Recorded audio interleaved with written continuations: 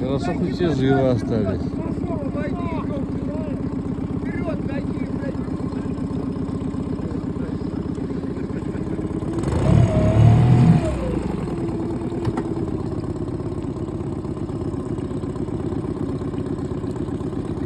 Вылетели на берег.